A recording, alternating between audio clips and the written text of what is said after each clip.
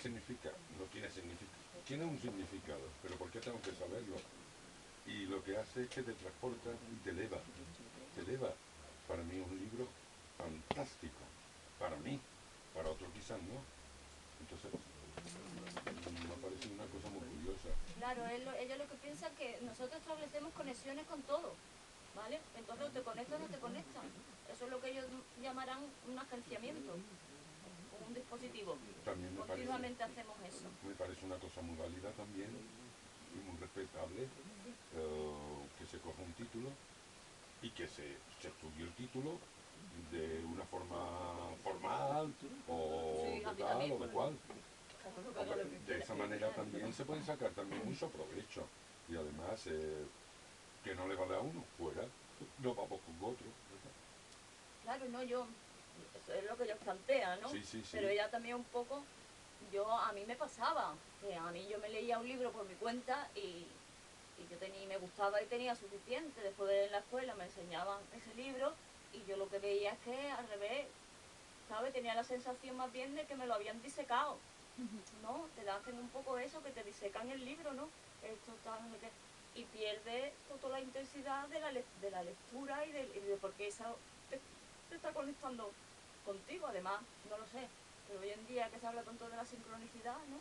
No lo sé, ¿no? Se habla mucho.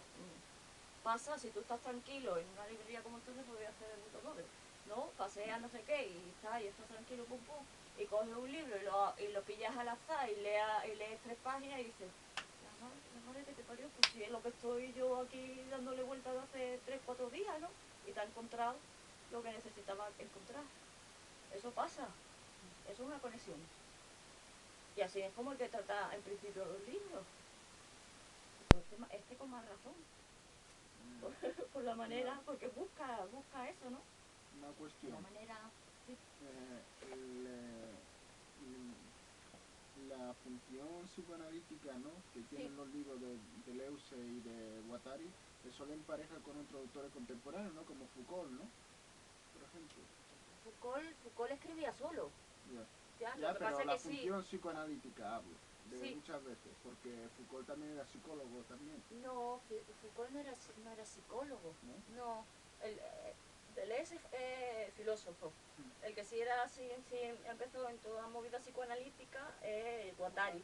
Pero Foucault es una especie de historiador, por decirlo así. Pero vamos, que también lo que hace es de la historia justamente inventar un método antihistórico, de alguna manera, ¿no? Pero también la filosofía rompedora, digamos, en esa época, ¿no? ¿Perdona? Que es un autor post-mayo del 68 también. Sí, también son, además, de hecho, Deleuze tiene un libro que se llama Foucault, y eran amigos, y se conocían, Foucault y Deleuze, y Foucault tiene, por ejemplo, una frase sobre Deleuze que dice, el siglo que viene será deluciano, y no le falta razón, porque yo estoy hablando de conexiones, ¿vale? Y que estamos todos los días, no estamos todos los días conectados con el móvil, o con un ordenador. Es que ya lo que ellos dicen, que a lo mejor no era tan evidente en esa época, es que hoy en día es totalmente evidente. Estamos conectados con todo a través de todos los medios, estamos hiperconectados, ¿no? Pues eso que ahora somos capaces de ver, porque, bueno, de ver entre comillas, porque la conexión en realidad no la vemos, ¿no? No vemos los hilos, ¿no? Que son invisibles, que de eso también él trata.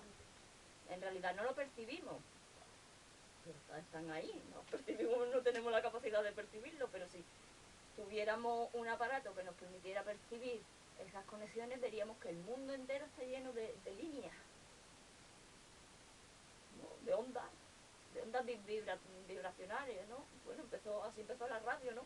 De otro tipo de ondas. Ahora yo no sé mucho, pero no sé qué tipo de ondas son las que emiten estos aparatos, ¿no? A través de los satélites, ¿no? Analógicas, ¿no? ¿O cómo se llama? ¿Cómo se llamen? Pero las podíamos ver, ¿no? Si tuviéramos, veríamos, eso es lo que veríamos una maraña de hilos de luz, por ejemplo, de luces, ¿no? Y eso es lo que ellos ya planteaban, que eso ya pasaba, sin necesidad, y bueno, y pasa, ¿no?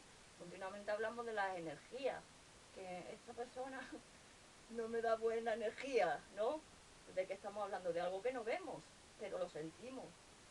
Pues eso es lo mismo que ellos plantean, de que tiene que ser la lectura de un libro. Entonces, en función de eso, tampoco es tan importante si lo he comprendido, si no lo he comprendido, ¿vale? Yo entonces, una cosa que sí recomiendo, si alguien quiere leer ese libro, es que empiece por aquella parte, porque de hecho yo lo dije en la introducción. Este libro se puede leer de principio a fin o por capítulos sueltos, porque tienen independencia, ¿vale? Más o menos. Y de menos las conclusiones, que sí les recomendamos que las lean ustedes al final. Y hace bien, porque las conclusiones, si no has leído nada de lo otro, que está lleno de ejemplos, dices, ahí sí que dice cuántos conceptos y ya está, y no te ha quedado nada. Porque sí es como más explicativo, aunque ellos digan que no, pero sí que lo es un poquillo, intentan más. Entonces yo recomiendo eso. Entonces si a mí me interesa, vamos a suponer la pintura, pues yo, y el arte, pues yo me leería el Rizoma, y además es muy bonito. Que a mí me interesa más la literatura, leería 3 novelas cortas de los capítulos, o qué ha pasado, que trata más sobre eso. Que me interesa más el problema de la lengua o de la lingüística, pues el postulado de lingüística. Que me interesa más el tema de la evolución humano y terrestre, ¿no? De cómo, pues me leería la genealogía de la moral, o qué ha pasado, genealogía de la moral, o por quién se toma la tierra, ¿vale? Porque sí que hay como dimensiones donde todos los conceptos nuevos que ellos han creado los van viendo cómo funcionan. Por eso en un libro funcionalista van viendo cómo funcionan los distintos campos, y según cómo lo van aplicando, por eso en esos campos ese concepto varía. No es un concepto, ya me he metido en la otra parte sin coger los papeles, pero bueno. Esos conceptos varían, ¿vale? Entonces es muy fácil pensar en una novela contemporánea, como por ejemplo cuando empieza ya a surgir todos estos modelos en que no hay una narración lineal, ¿no? No empieza el personaje, le ha pasado esto, que era antiguamente como se escribía, sino que de pronto te aparece algo de su futuro, hay un lazo de tiempo, después aparece otro, ¿no? Por ejemplo, vamos a suponer, si dice en 100 años de soledad, Aureliana nos ve un buen día, junto al pelotón de fusilamiento, se acordó del día en que su padre fue a enseñarle el hielo, ¿vale? Está adelantado una parte de lo que va a contar después. Dice, hostia, está en un pelotón de fusilamiento, pero tú no sabes por qué está allí, ¿vale? Pues igual, hay que pensar en los conceptos en este libro como si fueran personajes. Y aquí me dice un poquito de eso. O me lo nombra el personaje, pero no me dice nada. Pero sé que más adelante me lo va a contar lo que es, ¿vale? Un poco así. Es una manera muy, también, si lo quieres leer sin del tiro, y evidentemente haciendo también lo que ellos dicen. Así lo leí yo. Es que no lo entiendo, pero me enganchó, como que te engancha una novela, por esto, pues justamente, pero ¿qué querrá decir? Pues a lo mejor más adelante, y así, pum, pum, pum, pum. Evidentemente, después que me pasó, pues que, como yo soy fundamentalmente, yo lo que he estudiado es lengua y literatura, bueno, y también me he dedicado mucho a la política durante mi vida, pues cuando llegué a los capítulos que trataban sobre esos temas, me enteré de todo, porque claro, era un campo que yo sí conocía. Ahora, a mí, yo el campo psicoanalítico pues no lo conozco, ni me he psicoanalizado, ni estaba fabalizada. Para mí eso era un batiburrillo de conceptos, porque ni sabía lo que era una catesis, ahora ya un poquito más, ¿no? Pero no sabía todos esos conceptos. A mí, del psicoanálisis, me venían de nueva, no tenía ni idea, pero claro, el postulado de lingüística sabía perfectamente lo que me estaba hablando. Entonces ya ahí, esos conceptos nuevos, los pude ver. Dije, ah, claro. Por eso digo que como son capítulos que a alguien que se dedique más al trabajo de las emociones, al trabajo de este tipo, pues se tiene que leer el libro de los devenires, el devenir animal, el devenir mujer, porque trata de eso, ¿no? Entonces un poco, yo orientaría un poco a leer de esa manera, ¿no? Bueno, vamos a ver cómo está construido el libro, ¿vale? Lo primero, el título, 1000 mesetas, que es lo primero que sorprende. Pensad también que una de las cosas que ellos hacen es, si estamos en contra de la historia, y más concretamente de la historia de la filosofía, ¿qué voy a hacer? Coger conceptos que no son históricos. ¿Qué es la historia? La narración ficticia de lo que ha pasado a los seres humanos, ¿no? Además ficticia, ¿vale?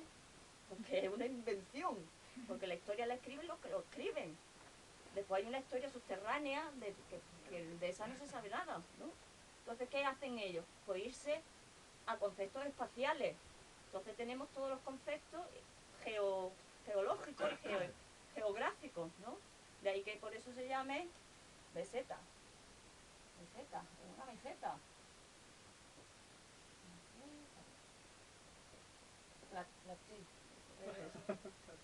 ¿Vale? Una meseta, otra meseta, ¿vale? Y entonces en vez de que el libro sea así, pues cada uno de los capítulos sería una meseta que está conectada una con otra, ¿vale? Y además son como planos, la meseta es plana, ¿no? Pues son como planos, que hay que pensar en Deleuze como si estuviera creando planos, que en pintura también se hace, los distintos planos, para poder pintar, ¿no? Primero poner una capa blanca, entonces pintar el lienzo, después le dar color de fondo, vas trabajando por capas. Pues ellos hacen igual, trabajan por capas, porque a ellos, entre otras cosas, les gustaba mucho la pintura, ¿vale? Entonces cogen técnicas, les gustan tres cosas: el cine, la pintura y la narración, ¿vale? Entonces utilizan técnicas artísticas para componer su libro. Ahí la música. Lo único así que yo he visto que no se mete mucho es, por ejemplo, con un género como la poesía, no es algo que... Pero bueno, yo sí sé que a Deleuze le encantaba pues meterse a pasear por los museos. Y les tiraba y establecía conexiones, que les dice, ¿no? Y bueno, entonces cada meseta, ¿vale? Son como grupos de anillos entrelazados. Así, un anillo, uno hacia otro, por aquí, por aquí. Y entonces hay como una parte que comparten. Es como la vesica Piscis, ¿no? El símbolo de Piscis, ¿no? Pero multiplicado. El símbolo, ¿no? De la vesica, más o menos. Más o menos. Y lo importante es que cada meseta lo que traza es un mapa de circunstancias. No solo un tema, sino un mapa de las circunstancias. Ese mapa de las circunstancias, cada una de las mesetas va a tener también un clima, eso os voy a poner este ejemplo, un clima, un tono, un clima, un tono, un timbre propio. Por ejemplo, el capítulo de la geología de la moral, por quién se toma la tierra, ¿vale? Este capítulo está escrito, este que veis ahí, este capítulo está escrito en realidad como si fuera un cuento, ¿vale? Y de hecho, lo que hace es que coge un personaje de Conan Doyle, el profesor Challenger, y lo pone a dar una conferencia. Y empieza así, para que lo veáis un poquillo. El profesor Challenger, el mismo que consiguió hacer dramar la Tierra con una máquina dolorífica en las condiciones descritas por Conan Doyle, después de haber combinado varios manuales de geología y biología, de acuerdo con su humor simiesco, hizo una conferencia. Y entonces empiezan ellos a contar su historia, ¿no? Sus conceptos, ¿vale? Todas las cosas, pero poniéndolo en la boca de un personaje. Y durante toda la conferencia, este personaje se va transformando, conforme va explicando lo que es la transformación y la creación de la tierra, de los animales, ¿no? Porque un poco, se podría decir que ese capítulo va un poco en contra de la teoría darwinista de la evolución, ¿no? Entonces está escrito con humor, está riendo de todas esas teorías que surgieron en el siglo XIX, que empezaron a pensar acerca de la evolución y se decía una serie de disparates tan grandes que entonces él lo escriben en clave de humor. Entonces, claro, pues hay que leerlo en esa clave, ¿no? Eso es, cada uno de los capítulos tiene un tono diferente. Y después cada uno de las mesetas, excepto la introducción y las conclusiones, van introducidas siempre por una fecha y una ilustración, ¿vale? Entonces, la primera fecha. La primera fecha, bueno, voy a poner esto. Vamos a hacer un poco de ejercicio. De ejercicio Una mental. tarea. Sí, vamos a hacer un poquito. ¡Opa! Nada. Con seriedad.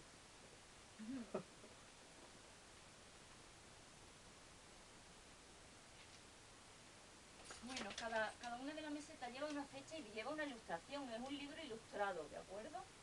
Y para alguien que a lo mejor tiene más... Porque, por ejemplo, la introducción al rizoma no tiene fecha, ¿vale? Pero sí tiene una ilustración, ¿vale?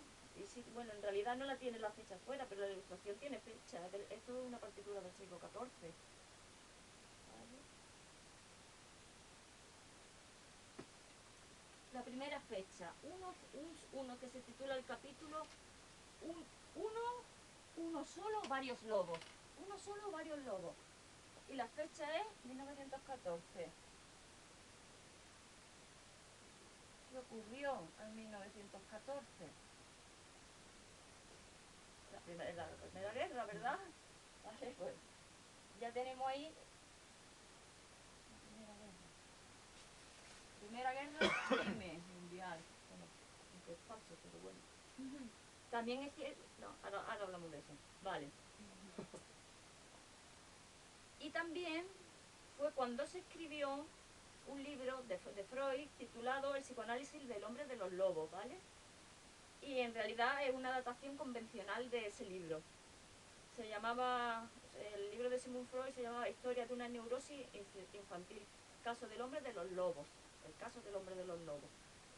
Y evidentemente aquí, justamente, precisamente, tanto por el título como por la fecha, podemos ver ya que saque ahí un mapa de circunstancias, ¿no? Se está diciendo, estamos hablando desde ese sitio. Y también, cuando veamos todas, cada una de las fechas, lo que remite, he dicho que son ficticias. Pues ficticias, ¿por qué? En 1914 empezó la Guerra Mundial. Falso. Es una ficción. Lo que pasa es que lo que hacemos es que cortamos con nuestro lenguaje y con las fechas, incidimos sobre la realidad y establecemos un corte, una marca. Pero la guerra, y normalmente eso, por ejemplo, se ve muy bien, a lo mejor voy a ponerme un ejemplo, se ve muy bien en el lenguaje jurídico, ¿vale?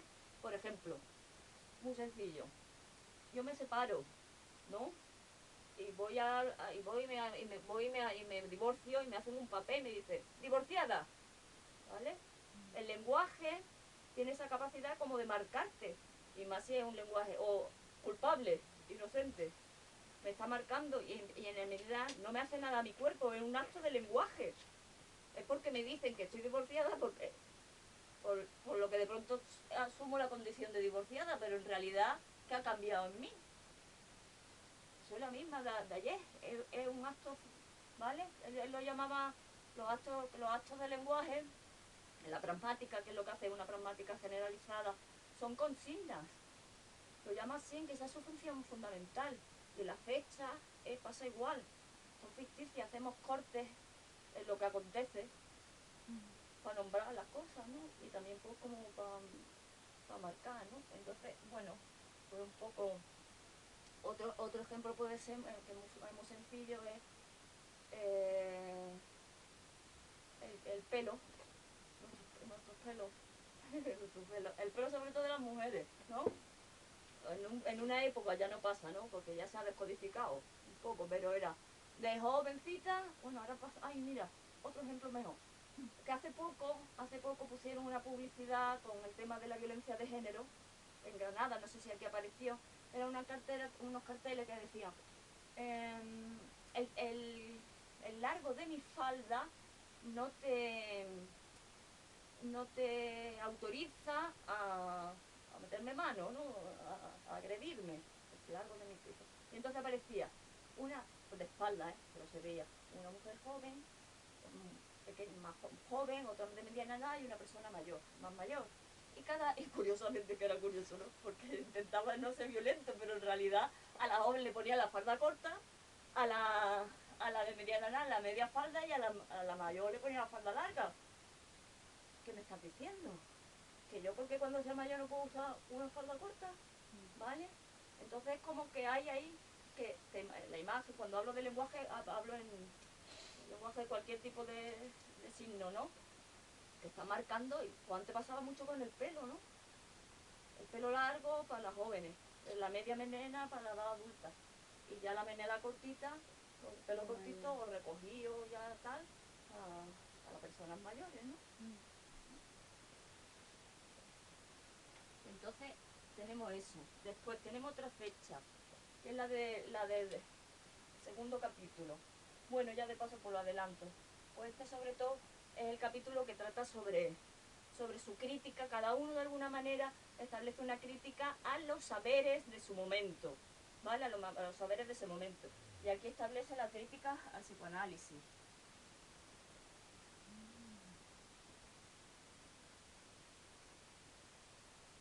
Y la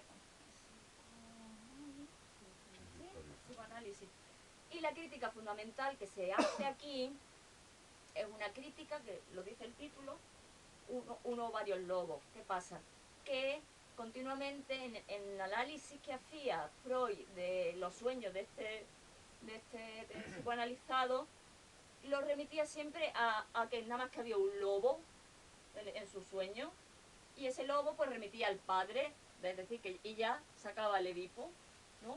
Si remite al padre, pues el Edipo, la relación edípica, y él dice, eso no es lo que dice el sueño. Lo que dice el sueño es que había una manada de lobos. Entonces él dice, en realidad nosotros no estamos conectados y nuestras cosas no pasan con lo uno familiar, pasa con una multiplicidad de cosas. No adquirimos una psicosis ni una neurosis porque nuestro padre o tengamos una relación edípica, sino porque pasan multitud de cosas, ¿no? En este caso, pues entonces hace esa crítica ahí, ¿no? De que no era un lobo, es que era un montón de lobos. Entonces tú no puedes reducir esa multitud a una figura, que es un poco en lo que se había convertido la terapia psicoanalítica, ¿no? Él por eso dice que en realidad nuestro inconsciente no es simbólico. Nuestro inconsciente es creador, es donde producimos nuestro deseo, es un productor de deseo. Y ese deseo es el que se conecta con distintas cosas.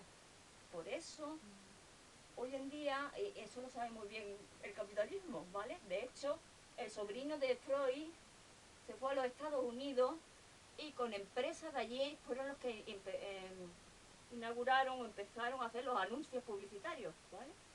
Aplicando la teoría psicoanalítica del inconsciente y del deseo y todo eso, pues. Y entonces ellos lo saben muy bien.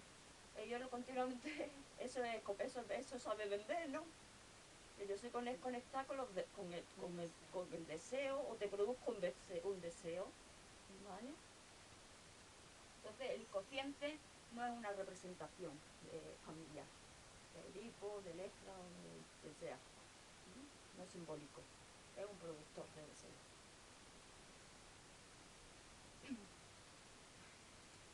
El siguiente. La siguiente fecha es 10.000 años antes de Cristo. 10.000 años antes de Cristo. Pues ¿qué pasó en el año 10.000 antes de Cristo? ¿Eh? El diluvio. En la época del Paleolítico Superior. Estaba todo helado. De las primeras glaciaciones. ¿Vale? Entonces él empieza todo ese capítulo, el capítulo de toda su teoría geográfica, por decirlo así. Estamos que más o menos viene a decir, estamos constituidos, la Tierra y todo, por estratos. Tenemos un estrato familiar, después un estrato social, después un estrato escolar, después un estrato... Estamos estratificados. Estamos estratificados de varias maneras. También lineal. Ahora eres joven, ahora eres viejo, que es lo mismo, ¿no? Que contaba antes. Ahora, ¿vale? y desde que hemos, bueno, ¿vale? De pronto, a mí yo me acuerdo de sorprenderme, ¿no? La primera vez que me llamaron señora, ¿vale? A mí hasta entonces me había llamado joven y de pronto pues entré a una tienda y me dijeron, tenía yo 32 años por ahí, y entré a una tienda y me dijeron, señora, quédese usted, y me quedé así, y dije, hostia, ya soy una señora, ¿no? Porque para mí no había cambiado nada, pero socialmente estamos estratificados. Ahora te toca la escuela, ahora te toca estudiar, ahora te toca trabajar, ¿vale? Estamos hechos de estratos. Tanto, no solo, y bueno, él lo aplica también a nivel interno, ¿eh? Es que hace una biología completa. Vamos, que quien sea biólogo lo entenderá mejor de lo que yo lo pude captar, ¿no? Internamente también, ¿vale? Pero, en cuanto hay una estratificación, siempre va a haber, que eso es lo interesante, movimientos de destratificación, de desestratificación. Porque hay él lo que establece es una política de lo que no vemos. Todo lo que constituye estrato es lo que él llama el plano de lo molar, de las grandes instituciones, ¿no? Que se ven más evidentes, ¿no? Todo eso es molar. Pero después dice que hay otros movimientos que no son perceptibles, que no los vemos, que son movimientos moleculares. Por eso utiliza ese término sacado de la biología, ¿vale? Que es continuamente lo que realmente nos cambia y cambia el mundo. Y ahí es donde él ve nuestra capacidad de producir cambio y novedad en esos movimientos que no son captados, excepto algunos, ¿vale? Ahí es donde hay la posibilidad de cambio y de novedad, porque ellos en el Antiedipo, en el primer libro, sí que todavía mantenían a lo mejor un concepto más cerrado de lo que era la revolución, ¿no? Pero en este libro ya lo que ellos buscan más bien es cómo se produce el cambio, porque estamos continuamente cambiando. Si todo fuera molar, institucional, no habría movimiento, ¿no? ¿Vale? Y ahí un poco, claro, ahí te dice, también pasa en cualquier creación, ¿no? En una creación científica que produce, bueno, o tecnológica, ¿no?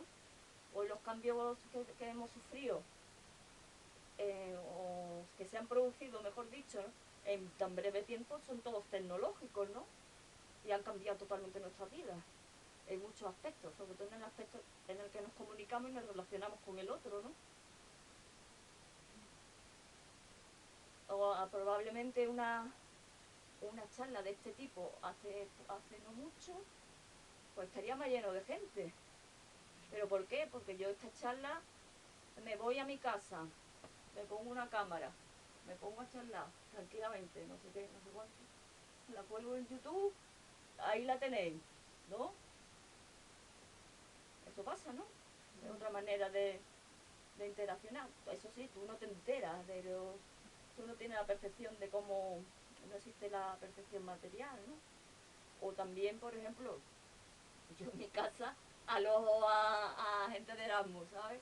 Entonces, llega gente de Erasmus, que es que entran y salen y como en realidad no han pasado por mi casa. ¿Por qué? Porque se van directamente a su cuarto y no interrelacionan conmigo para nada. ¿Por qué? Porque como tienen el Skype, ellos están interrelacionando con otras personas. No necesitan para nada, no están allí. No están allí, no están en Granada, no están en mi casa, no están allí, están en un espacio virtual. Por todo eso. ¿Y eso cómo ha pasado eso de pronto? ¿No? Primero, a través de la creación por parte de los que de la introducción de un deseo, ¿no? Es muy fácil. Te lo regalo. ¿Quién ha comprado un móvil? Su primer móvil. A mí me lo regalaban. Te lo regalaba el banco, ¿no? Por ahí, ¿no? Que metían también. Y en eso decía, pues si te haces una cuenta, no metes, te regalo una tablet. Te regalo a los niños, ¿no? Te regalo una wifi. Te regalo. Y entonces, ya está. Tú ya tienes esto y ya es fácil, ¿no? Solo hace falta meter un elemento de deseo, ¿no? ¿Cómo? Pues esto te va a facilitar, no sé qué, te crean necesidades que no tenías. Te vas a poder comunicar, te lo venden, ¿no?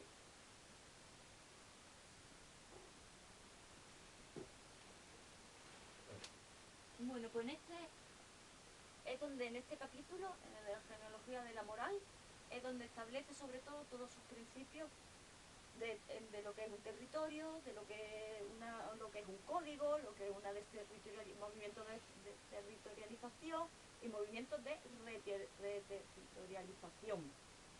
¿Vale? Suena así, pero tampoco es tan difícil. Mira, ¿qué es un territorio? Todo lo que es mío. El territorio es posesivo. Mi casa, mi libro, mi lápiz, mi música. Como el sitio donde estoy seguro. Un niño, cuando se pierde, ¿no? Vamos a imaginar una historia, un niño cuando se pierde y en el campo, en un bosque, ¿qué hace? Empieza a cantar, por ejemplo. A través de la música crea un territorio de protección. Se está creando un territorio. Se siente cuando vea, se tranquiliza, le hace que se tranquilice, busca como un centro seguro. Pues ese es el origen de cualquier territorio. Ese punto en el que tú te sientes seguro. Que normalmente lo relacionamos más con la casa, ¿no? El sitio donde tú estás seguro. Ese es tu territorio. Después, pues, pero un territorio no está cerrado, ¿vale? Completamente, tiene ventanas, tiene puertas. Tú abres la puerta y ya estás haciendo un movimiento que te puede llevar, a lo mejor simplemente a un territorio asociado, ¿no? Un territorio asociado es el supermercado que es el que me provee la comida. En donde voy a estudiar, son territorios asociados. Pero en el medio de ese camino, a ti te puede pasar algo, ¿verdad? Me puedo encontrar contigo y me dice, mira tía, que no sé qué, ha pasado no sé cuánto, y me ha afectado. Y algo ha pasado en mí, que me ha cambiado, aunque mi camino sea ese. Eso ya es una pequeña desterritorialización, muy pequeñita, ¿vale? Él lo llama a eso por una desterritorialización relativa, ¿vale? Cuando se produce una desterritorialización absoluta, es lo que él llama línea de fuga. Y es que ya, pues mira, una línea de fuga es que tengo un terremoto y me ha destruido mi casa y me lo tengo que coger todo. Y, o me he quedado sin trabajo o me he quedado tipo catástrofe. Una línea de fuga se origina por una catástrofe, sea del tipo que sea. Puede ser más emocional, puede ser... Hay una catástrofe y digo, bueno, ¿qué vamos a hacer? Aquí no hacemos nada. Y entonces me pongo a caminar y decido empezar otra vida en otro sitio. Eso es una línea de fuga. ¿Vale? Y cambia totalmente tu vida, ¿no? No es tan difícil, ¿no? Cuando aplicamos esos conceptos a cosas que nos pasan cotidianamente, no es tan difícil. Ahora, lo que pasa es que en ese campo a lo mejor es más fácil. Ahora, ese mismo concepto te lo va a llevar a la hora de analizar cómo funciona el Estado, o cómo funciona todo aquello que se opone al Estado, o cómo funciona el capitalismo, ¿vale? Eso son de los conceptos más básicos que, claro, nos cuestan trabajo porque no es una historia lineal. Es que yo tengo estos conceptos que los he definido de puta madre, que me ha salido muy bien. La dificultad. Ellos también hablan muchas veces de que, dicen, muchas veces nos han criticado de que usamos términos confusos o muy difíciles de explicar. Y decimos, mira, crear conceptos, pues es como todo, a veces sale mejor, a veces sale peor, a veces tenemos que recurrir a nombres de otras ciencias, ¿no? Para poder, o a veces simplemente cogemos un nombre común, pero le damos otro sentido, pero es la necesidad que tenemos, porque si no, ¿cómo nombramos esta manera de ver, ¿no? Que de alguna manera también pues crea un antisistema. Está el sistema y todo esto está creando otra cosa. Eso es lo que a ellos les interesaba. Ver qué es lo que realmente se está moviendo por debajo para que de pronto aparezca algo como el baño del 68 que les pilló a todos con el culo al aire, ¿no? ¿Y esto cómo ha salido así? Y dice, porque mira, ahí están estas cosas que están pasando que no son perceptibles. ¿Qué pasa después? Pues que muchos de esos movimientos, lo que pasa de desterritorialización, son capturados, ¿vale? Y ellos lo llaman reterritorialización. En el caso que yo he puesto de que yo he tenido terremoto, ¿no? Porque una revolución no deja de ser una catástrofe también, ¿no? Yo he tenido un terremoto o viví una guerra, me he quedado sin mi casa y tal, y me he ido, pero ¿qué suele hacer? Por ejemplo, hay una cosa muy evidente, es tomarse como un caracol. es que mi cuerpo es mi casa. Eso se ve mucho en muchos poetas exiliados. Hacen de su cuerpo, o en el caso judío. ¿Qué hace el judío? Reterritorializan todo en un libro. El libro. Se han reterritorializado en el libro. ¿Vale? Y entonces eso ya se corta, esa línea de fuga está ya cortada, ¿no? Y esos movimientos pasan continuamente. Pues ahí es donde más o menos en ese capítulo del año 2000 es donde todos estos conceptos están puestos en pie, pero desde que nació la Tierra, desde la constitución geológica, pasando por la constitución biológica de los animales y de los humanos, y también hablando